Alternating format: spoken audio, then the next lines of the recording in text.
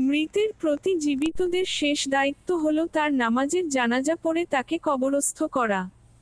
মৃতের জন্য নামায়ে জানাজা ফরজে কেফায়া।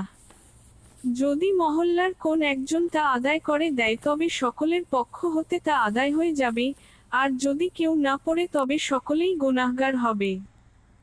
জানাজার নামাজের অর্থ হলো মৃতের জন্য দোয়া করা। তাই সকলের উচিত জানাজায় শরিক হওয়া।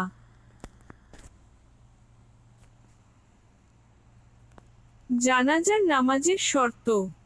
জানাজার নামাজের জন্য শর্ত হলো: 1. জায়গা পাক হওয়া।